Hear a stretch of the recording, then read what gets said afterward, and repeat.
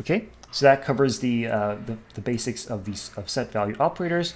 Next, let's define the notion of monotone operators.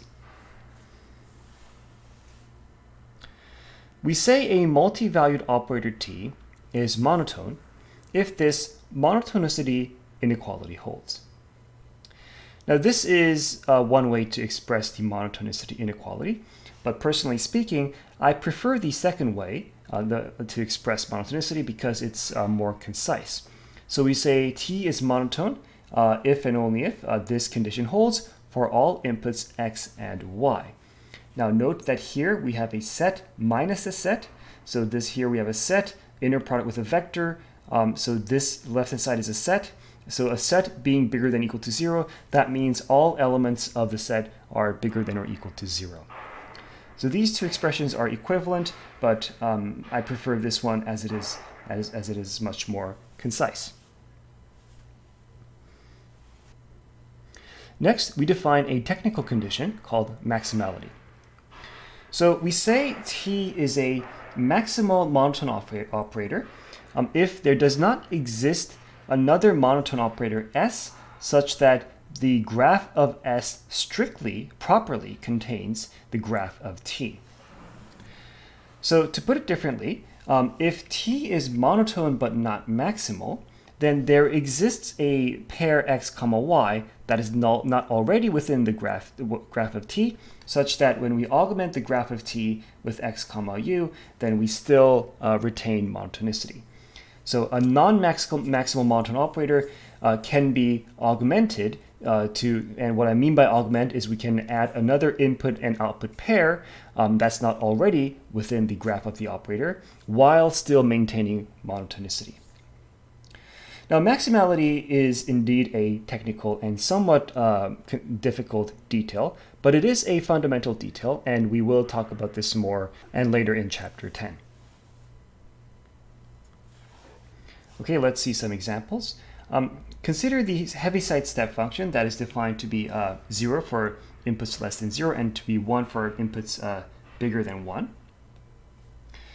So this operator small u is a monotone, but it is not maximal. So if we draw the graph of u, so for inputs less than 0, this is the output, and for inputs bigger than 1, this is the output.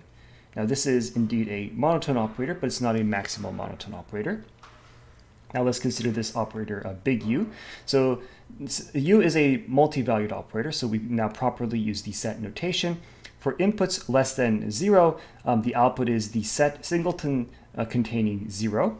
For inputs bigger than 1, the output is the singleton containing 1. And then for inputs equal to 0, the output is the interval between 0 and 1.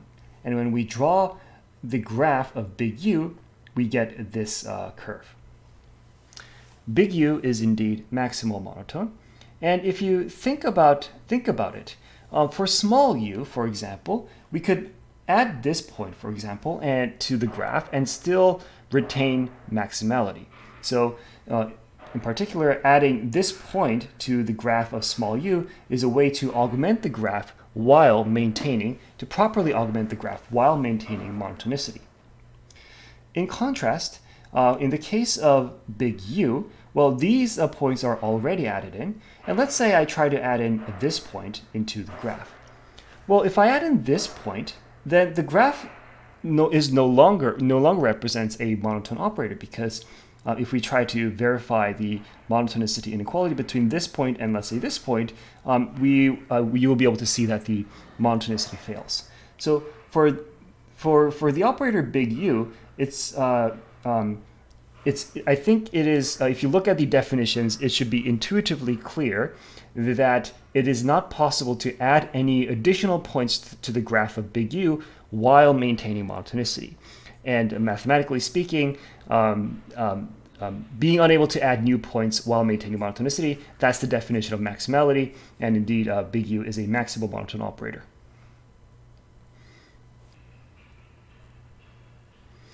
Okay, so then the primary reason that we care about monotonicity is because the subdifferential operators of convex functions are monotone. If a function f is convex and proper, then the subdifferential operator is monotone. And if the function is CCP furthermore, then the subdifferential operator is maximal monotone. Let's first prove monotonicity. So first, for any points x and y within the domain of f, we can add this convexity inequality and this convexity inequality. To get, when we add the two, the f's cancel out, the y's cancel out, and then we get this expression bigger than or equal to 0. So this was a quick proof that establishing monotonicity of the subdifferential operator. I'll just quickly point out that when a function is convex but not proper, that means the function has points that take value negative infinity, or the function is always positive infinity everywhere. When you have a function of that type, so for a convex but non-proper function, the definition of the subdifferential becomes a little bit questionable because you have negative infinity being less than or equal to all possible, so all possible points, all possible values. So the notion of the subdifferential operator becomes a little bit weird when you have non-proper functions. So we just exclude the discussion of non-proper functions when we're talking about the subdifferentials. But in any case, if the function is closed, convex, and proper, then the operator is monotone and furthermore maximal. So the monotonicity was proved with relative ease. Maximality, the proof of maximality is not that easy. It takes a little bit of more work, but we'll prove it later in chapter 10 using first principle arguments. So it's not that complicated, but it takes some, it's not an easy proof to come up with. I will point out though that the class of subdifferential operators of CCP functions, well, so these are maximal monotone operators, but it's not, they constitute a strict subset of the class of maximal monotone operators. So there are other maximal monotone operators that are not subdifferentials of CCP functions, and we will encounter them later as we see more constrained optimization problems. Okay, now let's talk about further stronger monotonicity properties. So we say an operator A is mu strongly monotone, or this is a more traditional and in modern times a less commonly used terminology. We also say it's mu coercive if mu is a strictly positive number, and this inequality holds for all x and u and y and v pairs within the graph of A. So we say an operator A is strongly monotone without specifying the value mu if it is mu strongly monotone for some positive value mu. We say an operator A is a beta cocoercive or beta inverse strongly monotone if beta is strictly positive, and this inequality holds for all x, u, and y, v pairs within the graph of A. And we say the operator A is cocoercive without specifying the value beta if the operator is beta cocoercive for some positive value of beta. Now let's re-examine these inequalities. So both of these inequalities are stronger versions of the monotonicity inequality, because monotonicity says that, well, this inner product is bigger than or equal to 0. That's the definition of monotonicity. But strong monotonicity says that not only is this term bigger than or equal to 0, in particular, it is bigger than or equal to this quantity. And strong monotonicity, of course, implies regular monotonicity because this is bigger than or equal to 0. The same can be said with the beta cocoercivity. So the left-hand side is the same. This is the inner product that you encounter in the monotonicity definition.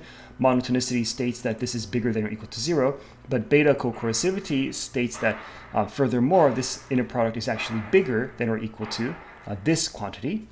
And again, this quantity implies monotonicity because this is bigger than or equal to 0. Cocoercitivity and strong monotonicity are dual properties in the sense that an operator A is beta cocoercive if and only if A inverse is beta strongly monotone. And if you think about it, that has to be true by definition. Because if you take, let's say, this, let's say an operator A is beta co-coercive, so this inequality holds. Now, if you switch the role of x and u, and you switch the role of x and v, and what I mean switch is you literally swap, take where u is and then replace that with an x, and and go to places where x appears and replace that with a u, then you actually get the strong monotonicity inequality with the parameter beta, and then also swapping the input and output of the operator, that corresponds to taking the inverse. So really, these are defined in really asymmetric ways, and by definition, therefore, co-coercivity is the inverse of strong monotonicity. And even the names of these properties imply that they are dual properties, because beta co-coercivity, well, here the word co meaning is referring to the fact that beta co-coercivity is assuming beta coercivity on A inverse. So A is beta co-coercive if A inverse is beta coercive, and also A is beta inverse strongly monotone if A inverse is beta strongly monotone. Okay, and yes, as I said, strongly monotone and coercive operators are monotone. So both of these assumptions are assumptions stronger than just regular monotonicity.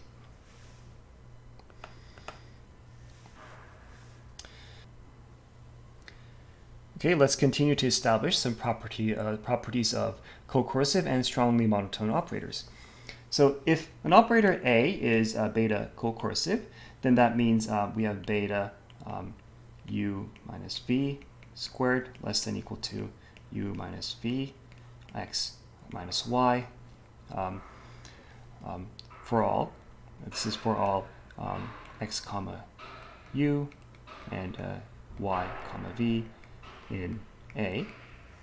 But using Cauchy-Schwarz inequality, we have that this is u minus v and x minus y.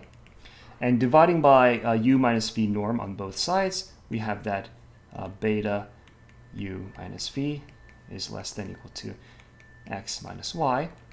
And we can write this more concisely as beta a x minus a y is less than equal to x minus y. Okay, so here we have we derived this bound. That's what we have over here. But this tells us that well, this is actually a Lipschitz continuity inequality. So in fact, beta co-coercive operators are 1 over beta Lipschitz continuous, and Lipschitz continuous operators are single valued, and therefore co-coercive operators are single valued as well. However, the converse of this statement is not true, meaning there are Lipschitz continuous operators that are not beta co-coercive. So here, consider this two-dimensional, this operator A on 2D. It's in particular a linear operator. It's defined by this matrix vector product. So we have x comma y, and we multiply that with the matrix 0, 1, minus 1, 0. So that flips x and y and then adds a minus sign here. This is a maximal monotone operator, and it is also Lipschitz continuous, but it's not a co-coercive operator because this inner product is actually identically equal to 0 for all x and y.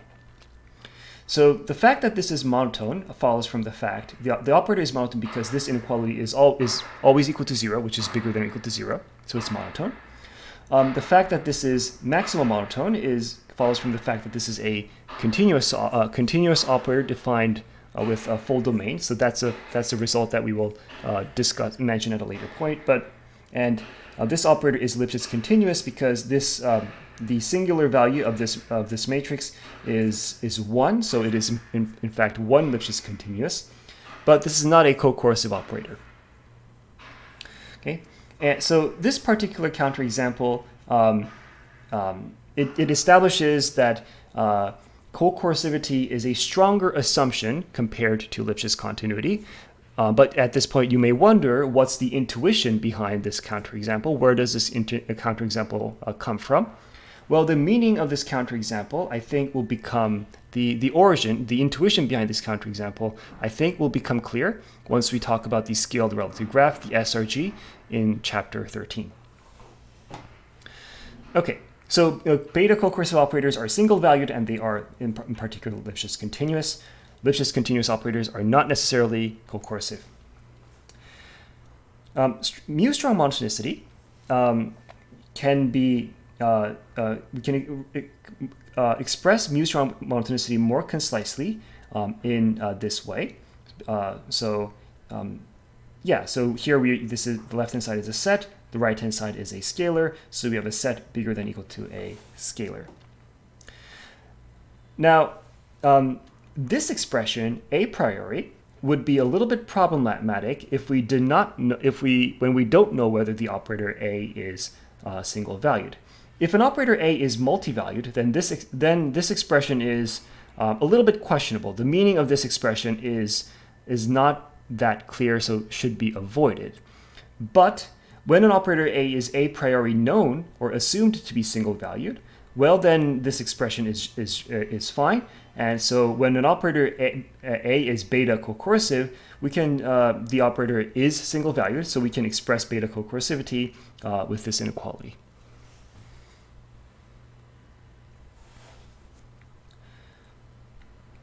Okay. Now we can also define the notion of maximality for strongly monotone and cocursive operators as well. So we say an operator a is maximal mu strongly monotone if there does not exist a mu strongly monotone extension b such that the graph of a is properly contained in the graph of b. We say an operator is maximal beta cocursive if there does not exist a beta cocursive extension b such that the graph of the operator a is strictly contained in the graph of in the graph of b. Now, maximal cocursivity and maximal strong monotonicity are dual properties, meaning precisely a is maximal beta cocursive if and only if a inverse is maximal beta strongly monotone. So cocursivity and strong monotonicities are dual properties, and maximal cocursivity is the dual property of maximal strong monotonicity. Now, if an operator a is cocursive, so given that an operator a is cocursive, the maximality of the cocursive operator a is equivalent to the statement that the domain of the operator is the operator has full domain. Now, this is not an obvious statement, but it is something that we prove later in chapter 10. So because we can characterize maximality of cocursive operators via their domains, what we will do is usually we will say, right, a is a single valued operator mapping from Rn to Rn, and it is beta cocursive. So here, here we are implicitly saying, because a is not a single valued function, and this means that we are allowed to provide any vector into the single valued operator a, and we will always get a single output vector. That's what this means in the traditional math notation. So this statement implicitly asserts that the domain of the cocursive operator a is all of Rn, and that therefore implies the maximality of the cocursive operator a. So for this reason, we will rarely explicitly state a maximality of a cocursive operator. If we want to say assume maximality, we will just assume that the domain is all of Rn.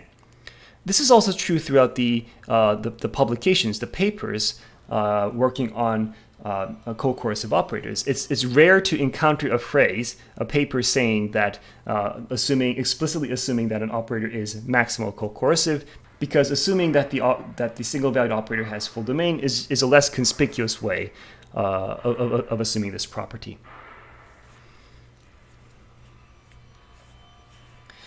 Okay, now let's relate these stronger monotonicity properties with CCP functions.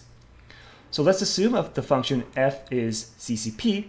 Now in this case, f is mu strongly convex if and only if the subdifferential operator is strongly monotone.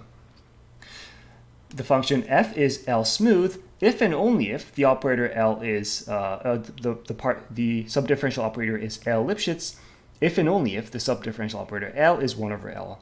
The subdifferential operator of f is 1 over L cocoercive. So here, this equivalence is a curious one, because 2 slides ago I was just saying that Lipschitz continuity is not the same as cocoercivity. However, in the case of subdifferential operators, in the case of subdifferential operators for CCP functions, Lipschitz continuity, the notion of Lipschitz continuity and cocoercivity actually coincide. So Lipschitz continuity and cocoercivity, they coincide for partial f for subdifferential operators, but they become distinct when you consider general maximal monotone operators. Okay, and then the function, the CCP function f is mu strongly convex if and only if f star is 1 over mu smooth. So strong convexity and smoothness are dual properties in this sense. So f is strongly convex if and only if f star is smooth. Okay, let's take a look at some examples. A multivalued operator on R, so an operator takes in as input a scalar and outputs a subset of R, is monotone if its graph is a non-decreasing curve in R. So it's either the curve is either increasing or it is staying flat. Now, if the graph has vertical portions, then it is multivalued at those inputs. And if the graph is continuous with no endpoints, then it is maximal. So, okay, so let's take a look. This is a graph of an operator, and this is certainly a perfectly legitimate single-valued operator on R, but this is not monotone because the curve is non-decreasing in these portions, but it is decreasing at this portion. So because of this portion, the graph, the operator is not monotone. Now this graph, this operator is an operator that is certainly monotone because the graph it's never decreasing, but it has this empty portion and it is not maximal. This is a maximal monotone operator, so it's always non-decreasing and it is always single-valued. This operator is maximal, and here it's maximal monotone, and here it's flat, but being flat is okay. You're just not allowed to decrease. So this is a maximal monotone operator, and because of this vertical portion, this operator is multivalued at this particular input. So this is a maximal monotone and multivalued operator. Now, when the slope of the operator is uniformly bigger than or equal to some positive value mu, then the operator is mu strongly monotone. So here, this is a strongly monotone operator because the slope is always strictly bigger than or equal to some positive value mu. And we consider the slope at this point to be infinity, but infinity is bigger than mu. If the slope is uniformly less than L, then the operator is L Lipschitz. So here, this is a Lipschitz operator. So this is a maximal monotone Lipschitz operator. The slope here is some positive value. It's certainly upper bounded by some value L. Here, the slope is 0, but 0 is less than L. And then here, it increases. So the slope is uniformly bounded above by a certain finite value L. So this is a Lipschitz operator, Lipschitz and maximal monotone operator. But this operator is not strongly monotone because of this flat region. So here the slope is 0, and that makes this operator not a strongly monotone operator. And here, remember, this was a maximal monotone and strongly monotone operator, but because of this vertical portion, which is considered to have a slope infinity, this is not a Lipschitz operator because here, well, the slope is not bounded above by some finite L. Okay, and finally, These operators on R, which graph can be depicted in R2, these are useful illustrations for us to understand a lot of the basic concepts. But these illustrations are fundamentally unable to illustrate to us the difference between Lipschitz continuity and co-coercivity, because for operators on R, Lipschitz continuity and co-coercitivity coincide. Operators on R2 or operators on RD, where the underlying dimension is bigger than or equal to 2, in those spaces, for those operators, when the dimension is bigger than or equal to 2, then Lipschitz continuity and co-coercivity split, and they become distinct notions.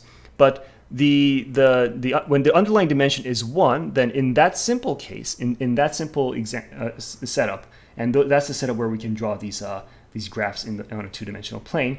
For that setup, Lipschitz continuity and co-coercivity, the two notions coincide.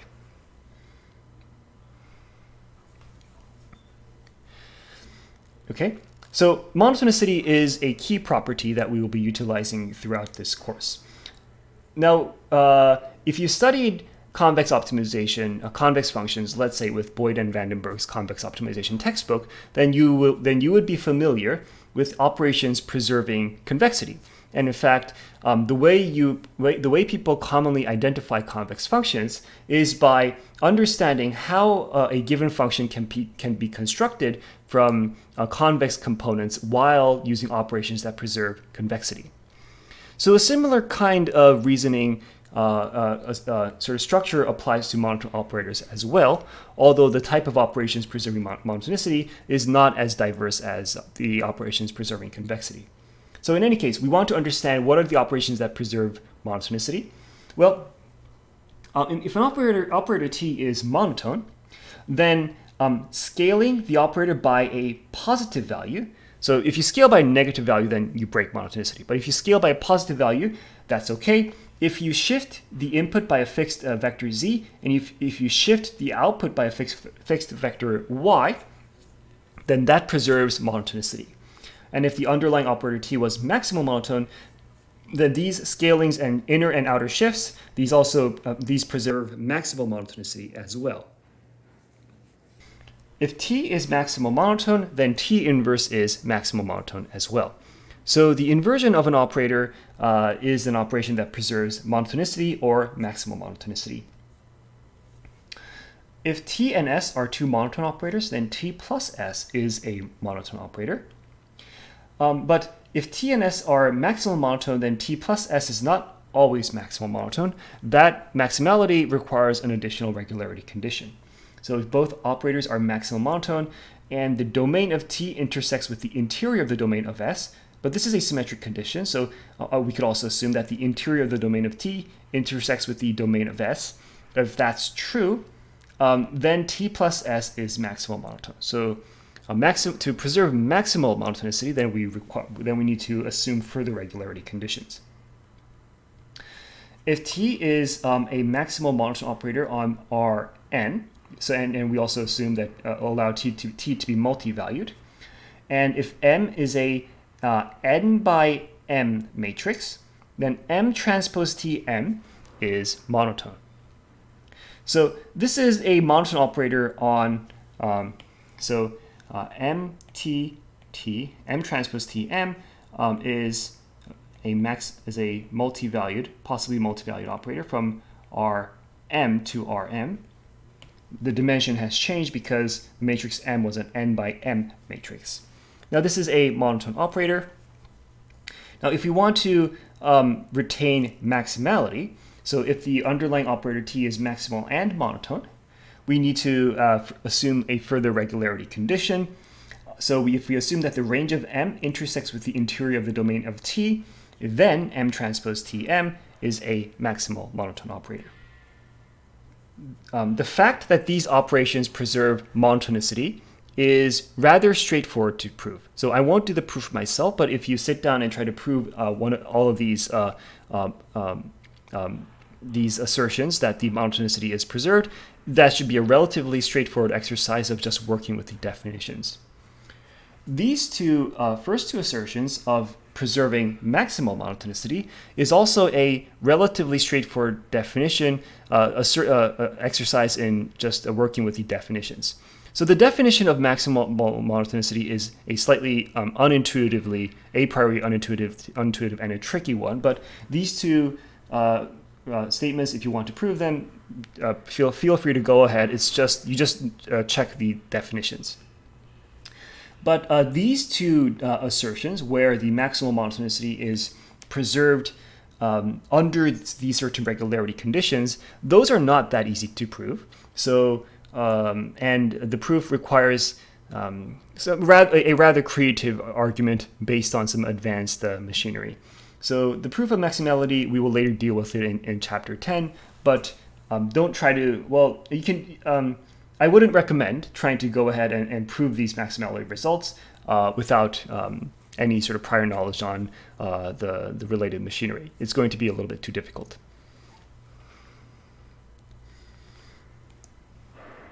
Okay, so here's another operation preserving monotonicity, and that is concatenation. So let's define, let R be an operator from Rn to Rn, and S be an operator from Rm to Rm.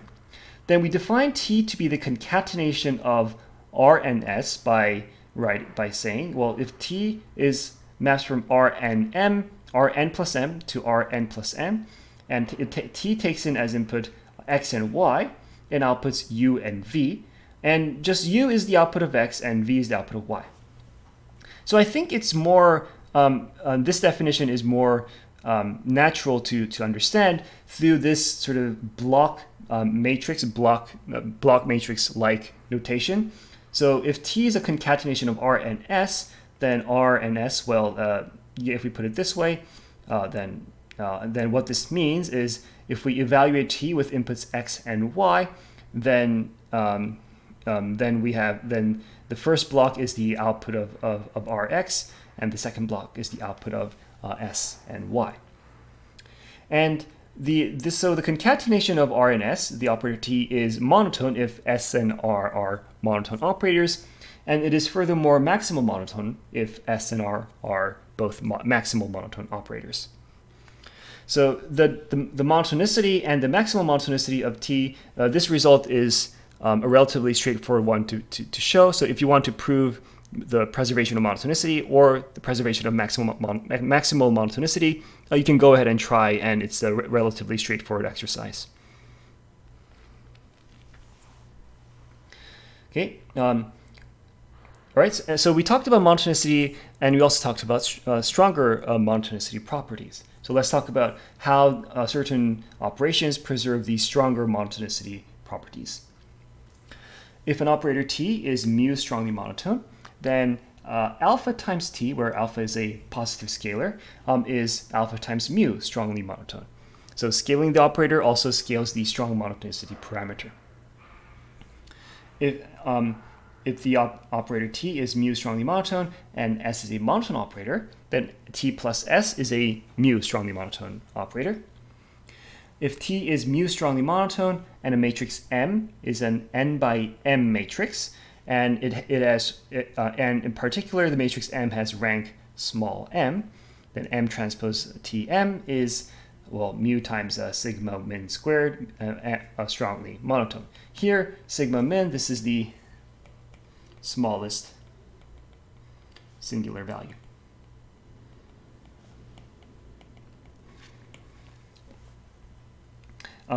If the operator T is a L Lipschitz continuous operator, and then M is an n by m matrix, then M transpose Tm, that is L times sigma squared max Lipschitz. So this is largest singular value.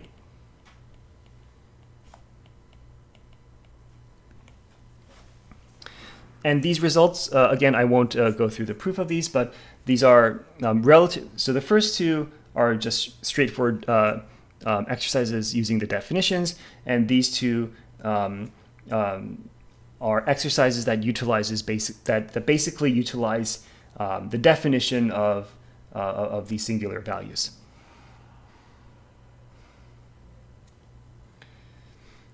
Okay, next, let's look at some examples of monotone operators. So the class of affine operators, those are perhaps the simplest class of monotone operators. So what I mean by affine is a linear plus constant term. So some people might just say this is a linear operator, but I think it's helpful to distinguish linear and affine operators, where affine operators are basically a linear operator with a constant term added onto it. So if we say if t, the operator t has the form ax plus b, where a is a matrix and b is a vector, then the operator t is maximal monotone if and only if a plus a transpose is a positive semi-definite matrix. So this also is this monotonicity assertion is a straightforward exercise of the basic definitions. The operator t is the gradient mapping of some CCP function f if and only if A is a symmetric matrix and A is positive semi-definite. So this fact basically comes from the result that if you have a differentiable function, a twice continuously differentiable function, the mixed partial derivatives must commute. So this is the second derivative's mixed partials commuting. That's that part, and then the positive semi-definiteness corresponds to the convexity. An operator t, the operator t is strongly monotone with this value if this value is positive, and it is Lipschitz continuous, and the Lipschitz continuity constant is characterized by the largest singular value of the matrix A. The next class of simple operators is the class of continuous operators. So we say an operator on Rn is continuous. So we define what we mean by continuous. So we say this operator is continuous if the domain of T is all of Rn. So the operator T has full domain, and then the operator T is single valued, and finally the operator T is continuous as a single valued function. All continuous monotone operators are maximal. So this maximality result is not that easy to show, but it's written out as an end of chapter exercise. So it's an exercise at the end of chapter 2. So if you're interested in proving this yourself, you can follow the hints, the guidelines of the exercise, and then if with the hints, it's not too difficult to show. So because continuous monotone operators are maximal, then maximality of a monotone operator only comes into question when you have a discontinuous operator or when you have a set-valued operator. Our next example is the class of differentiable operators. We say an operator is differentiable if the operator is a single-valued and continuous operator, and furthermore it is differentiable. So if an operator T on the space Rn is differentiable, then the operator T is monotone if and only if dt plus dt transpose is positive semi-definite for all x. Here dt, this refers to the Jacobian matrix.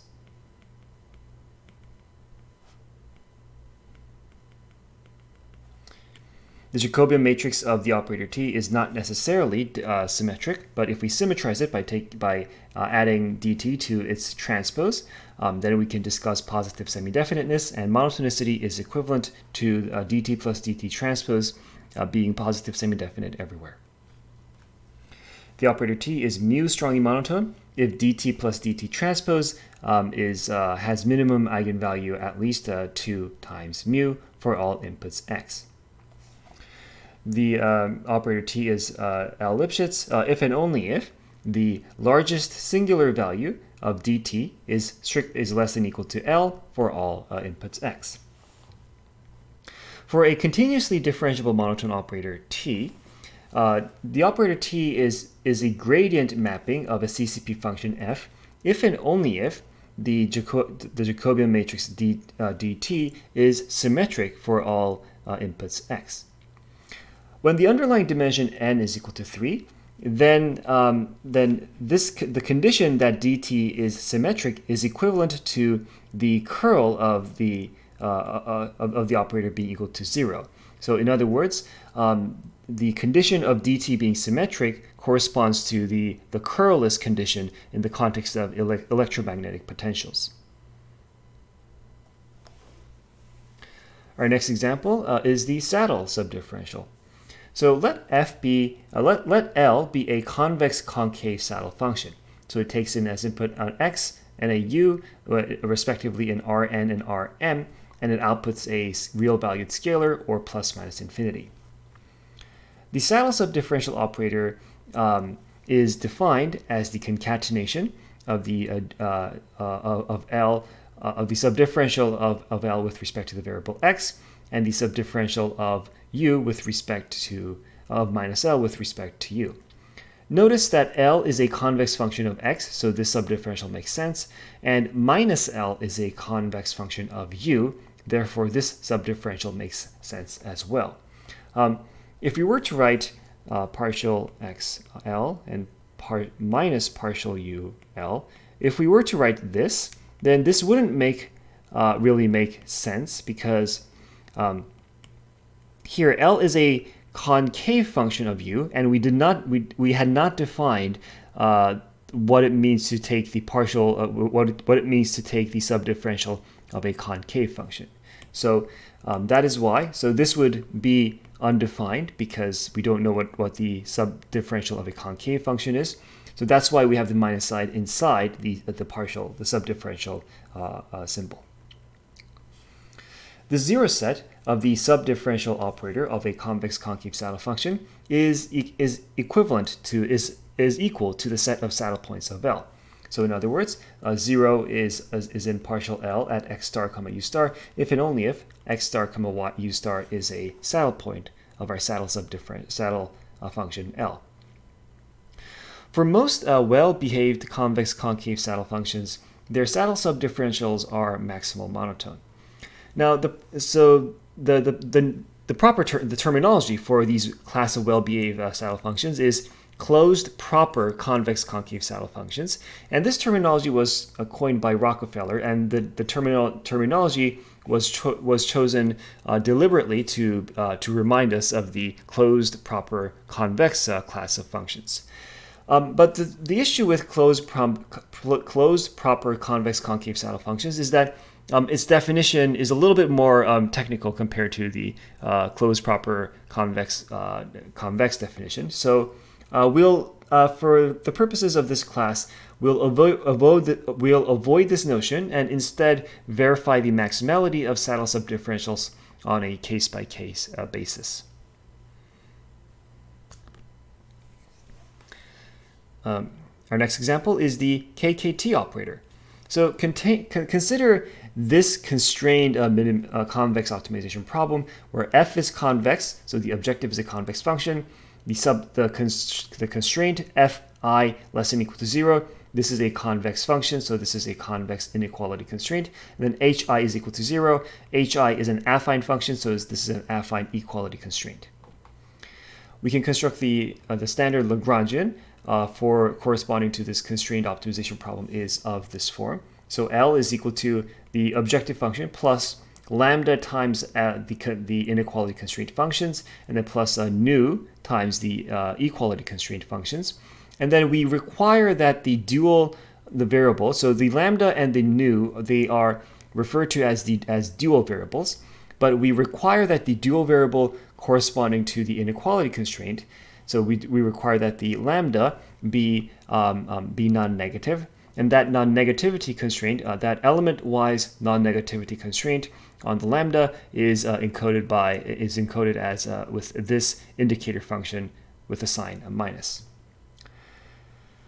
So this loss function, a convex concave saddle function L, it's convex concave, and then by taking the subdifferential, by considering the saddle subdifferential L, we get the KKT operator. So the KKT operator is partial x of L, and this is a partial lambda of minus L, and this is partial nu of minus L. So the f and the normal, this is the normal cone operator with respect to the m-dimensional positive orthant, this F mapping operator is defined in this way, and this H operator is defined in this way. So again, the KKT operator can be written in this way, but it can also be written in this manner. And this expression makes clear that the KKT operator is a special case of the saddle subdifferential, and therefore it is a monotone operator. And arguments based on total duality tells us that a primal dual pair, x star, lambda star, nu star, is a zero of the monotone operator T if and only if x star and the pair x star and lambda star nu star serves as a primal dual pair for which total duality holds.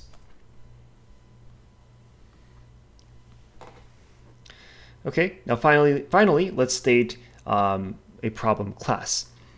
So the class of problems referred to as monotone inclusion problems is of this form. So we have a monotone operator A, and the goal is to find an x such that the 0 is in the output of AX. In other words, the goal of a monotone inclusion problem is to find a 0 of a given monotone operator A. And as we have been discussing, many interesting problems can be formulated into a monotone inclusion problem. In particular, convex, constrained, and unconstrained optimization problems can be formulated into this way.